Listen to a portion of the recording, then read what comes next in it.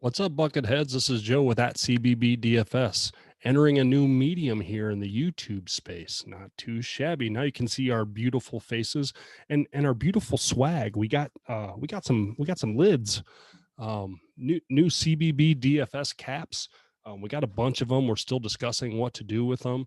Maybe we can find a way to get them out to our Bucketheads to celebrate the successes of this year, because honestly, it's been an awesome start to the year. And here's a new venue for us, a Showdown showcase. This is meant to be a quick video for you guys to get some insight into a showdown if you're going to be playing that. And what better one to start with than tonight's game, which is going to be just a treat.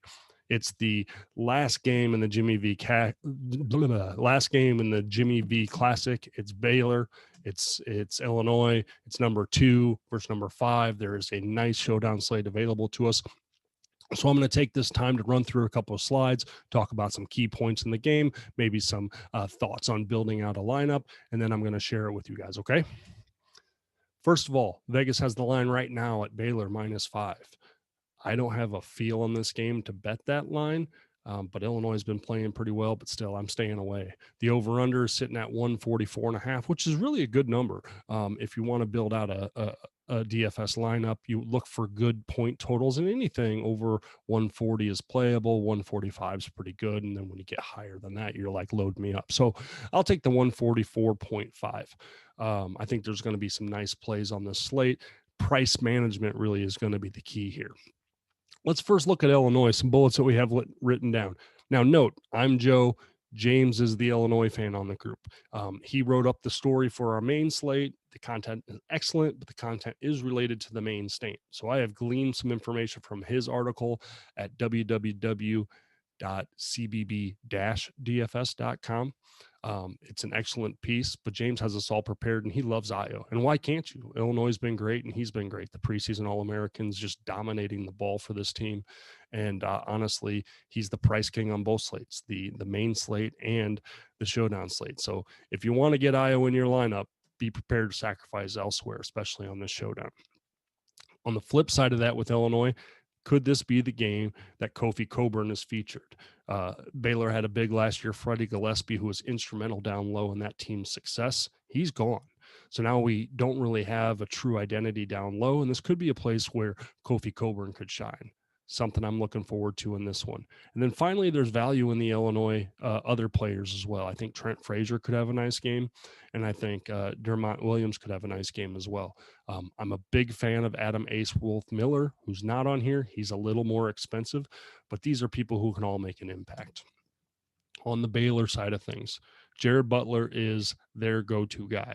He hasn't really been needed this year to blow up, but this is their first real test. So I expect a big game from Jared Butler, and he's priced accordingly. After that, you have some higher priced guards in Teague, Mitchell, and Vital that can cause a little bit of a problem. They're all similarly priced, and they all do a lot of good things for this basketball team. Teague's more of a scorer on one hand, Vital more of an ancillary stat guy on the other. You put them together, and you find the middle ground. You're probably coming in where Mitchell's at. You're getting some ancillary, and you're getting some scoring.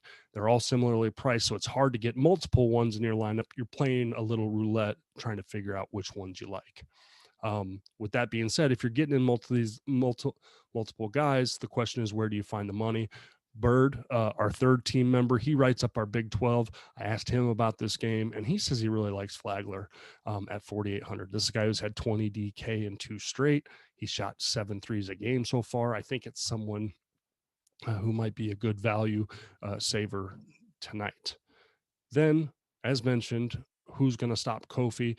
James in his write-up said he expects a train of bigs just to kind of be thrown out at him like waves.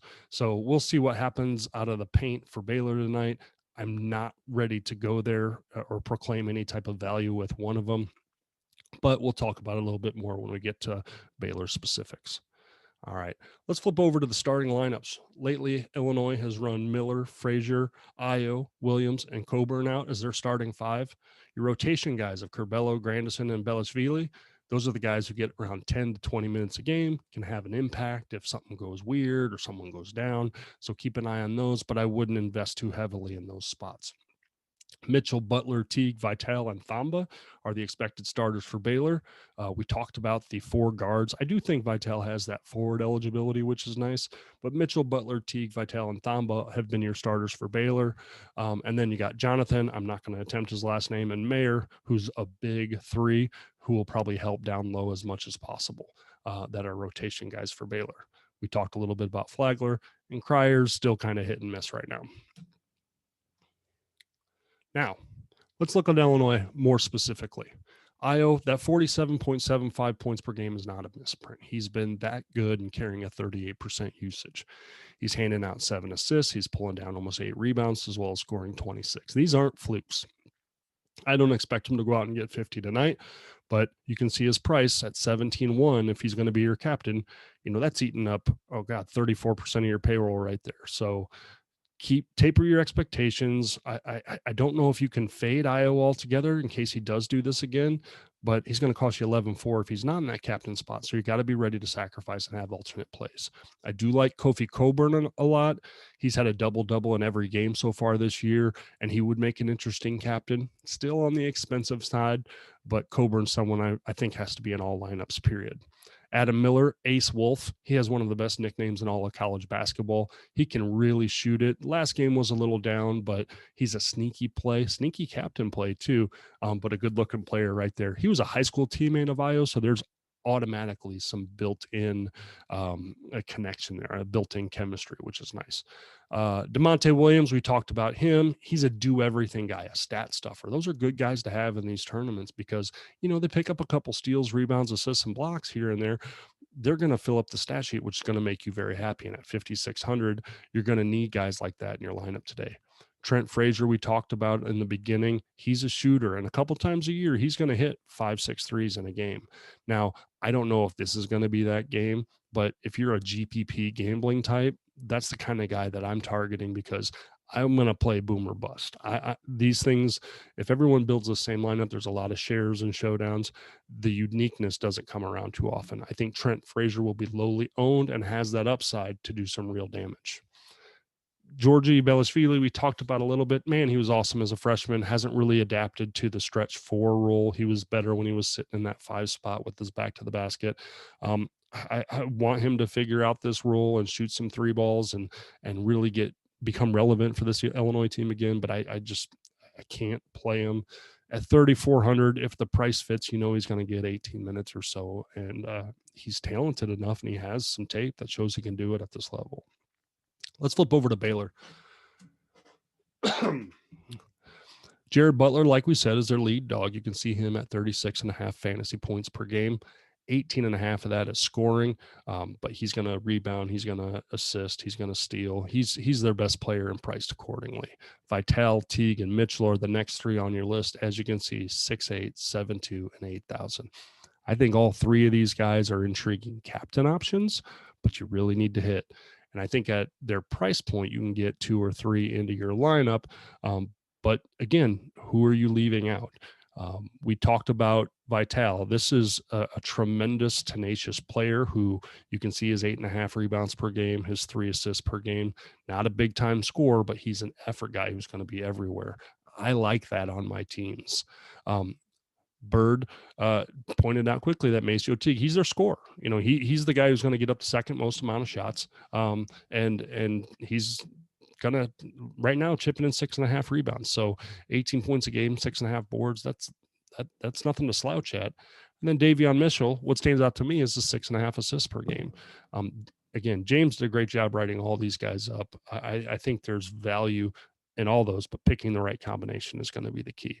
Flagler, we talked about. He's had 20 DK in back-to-back games, 20 or more. He's also got 7 3-point attempts per game. I love seeing that number. It's highlighted there in green because on my larger sheet that has the whole slate, I highlight the top 10% at each position in a certain color. And those 7 3-point attempts a game, those are national numbers right there. So love Flagler. Matthew Mayer, Flo Thamba, and Jonathan Titi. I'm not going to try to pronounce it. Those are the 3 guys that James called out in the article that he assumes will run around and try to help in the post. Cheap options, but nothing that jumps out at me. So now that we've broken down both the teams, what I like to do is try to figure out the narrative. I know I got my 50 grand. I know I got about 8.3 thousand per slot. With my captains, I personally like to find junkers or stat stuffers. So who is going to get me 1.5 the steals, 1.5 times the points on the blocks, on the assists? A lot of people tend to lean more towards the scoring option, but really in that captain spot where you get that bonus, the more stats you can fill up, the greater the day they're going to have. So that's something that I look for. Also, from the narrative perspective, is this going to be the game where Freddie Gillespie is really, really missed? Now, I think Baylor's going to figure it out, and they're going to hustle and fly to the basketball, whether it be off the rim or on the floor. That's just the kind of team that they've become under Scott Drew. But Freddie Gillespie was a big piece last year, and they haven't faced a 7-foot, 290-pound man like Kofi Coburn. So I'm interested to see if Illinois establishes Kofi early, if Baylor can defend it, and then what does that do? Finally, it all comes down to our captain. What are you looking for in your captain? Do you want to go Io or Butler? These are the captains of their respective teams and the best possible options. Or are you looking more for a stat stuffer like I do? Maybe a Maceo Teague gets 10 points to go with his all worldly other ancillary stats. That's going to be important. And then the last thing I want to pull out on here is the hot hand. We mentioned that showdown slates are often very tightly contested. A lot of similar lineups are going to exist. So you need to find that hot hand. If Flagler goes off, he's going to be on all the caching lineups. If Trent Frazier goes off, he's going to be on all the caching lineups. One of these guys in that mid tier is going to have a big day. You can do 7 superstars in a punt and see what happens. But that balanced lineup with that upside built in, and when that upside hits, that's how you really cash in these things. Well, guys, that was the Showcase Showdown. Again, I'm Joe with at CBBDFS. The Twitter is at CBBDFS, and the website we talked about is www.cbb-dfs.com. I want to thank everyone for listening. If you like this, feel free to comment below and we'll do more of these. We're not going to commit to a specific cadence as we just want to get our feet wet in this space. But if this is something that you guys find value in, let's do it. Let's get them out. They're quick, they're easy, they're not too tough. One last reminder, we at CBBDFS have partnered with Prize Picks this year. If you go to Prize Pick and sign up using promo code CBBDFS, you get a 100% deposit bonus.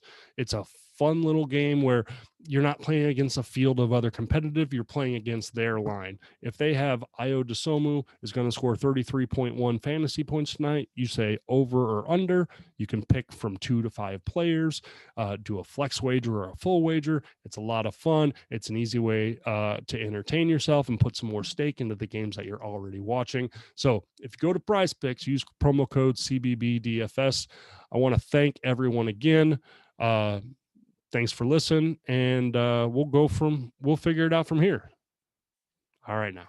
Bye, Bucketheads.